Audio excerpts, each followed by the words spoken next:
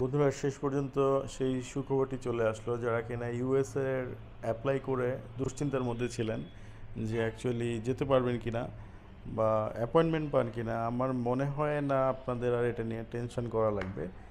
So যারা already offer hold করে আছেন বিএস যারা অলরেডি অফার হোল্ড করে আছেন DS-160টা ফিল আপ করে আপনার ভিসা অ্যাপ্লিকেশন করে ফেলেন। কজ এখনই টাইম আপনাদের ভিসার জন্য স্লট বুকিং করা। সো পুরো ভিডিওটা দেখতে থাকেন, অনেকগুলো ইনফরমেশন দিচ্ছি। Let's start. প্রথমে বলে দিই আপনাদের একটা সতর্কতা মানা উচিত এখন থেকে, যেটা হচ্ছে আপনার ফেসবুক যাদের আছে বা সোশ্যাল মিডিয়া প্রেজেন্স যাদের আছে সেখানে আপনারা অবশ্যই এটা মানে ওপেন প্রোফাইল রাখবেন, এটাকে লক রাখবেন না, তাহলে কিন্তু প্রবলেমে পড়ে যাবেন। বা যারা অনেক আগে থেকেই ফেসবুক চালাচ্ছেন তারা কোনো অবস্থাতেই নতুন একটা পেজ ওপেন করে সেটা দিয়ে DS-160 ফিল আপ করবেন না, আপনারা পুরানটাই দিবেন। আগে কোনো অ্যাক্টিভিটিস যদি এমন থাকে আপনার মানে যেহেতু ইউএসএ যেতে চাচ্ছেন, সো ইউএসের সম্পর্কে বা ইউএসের ফ্রেন্ডদের সম্পর্কে আপনি কোনো খারাপ কিছু লিখেছেন সেটা আপনি ফেসবুকে রাখতে পারবেন না, তাহলে আপনার কিন্তু ভিসা হবে না। এগুলো খেয়াল করেন, এগুলো সতর্কতার জন্য আমি বলছি। কোন জায়গা থেকে আপনারা অ্যাপয়েন্টমেন্ট নেবেন, আপনারা এই ওয়েবসাইটটা থেকে অ্যাপয়েন্টমেন্টটা নেবেন। অ্যাপয়েন্টমেন্ট নেওয়ার জন্য কী কী করা লাগে? অ্যাপয়েন্টমেন্ট নেওয়ার জন্য আপনার ইনিশিয়াল একটা অফার লেটার থাকলে আপনি ভিসা অ্যাপ্লিকেশন করে ফেলেন।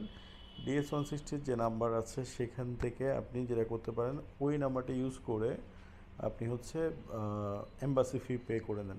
এম্বাসি ফি পে করলে আপনি অ্যাপয়েন্টমেন্ট স্লটে ঢুকে যেতে পারবেন। অ্যাপয়েন্টমেন্ট স্লটটা আপনি যখনই দেখতে পাবেন ট্রাই করতে থাকেন বারবার, যেন একটা স্লট নিতে পারেন।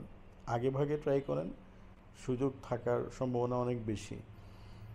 আর যদি আপনি এখনও DS-160 ফিল আপ না করে থাকেন তাহলে আপনি করতে পারবেন না, আপনাকে ফিল আপটা করা লাগবে।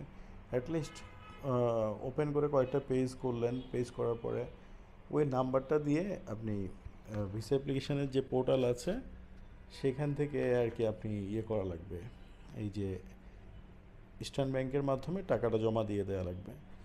সো অনেক দিন পরে এটা একটা গুড নিউজ আমাদের জন্য, বিকজ আমরা একটা বিশাল চিন্তায় পড়ে গেছিলাম যে অনেকগুলো স্টুডেন্ট আসলে যেতে পারবে কিনা। সো F1 M1 J1 এই ক্যাটাগরি যারা আছেন তারা এখন থেকে রেগুলার বেসিসে অ্যাপয়েন্টমেন্ট পাবেন।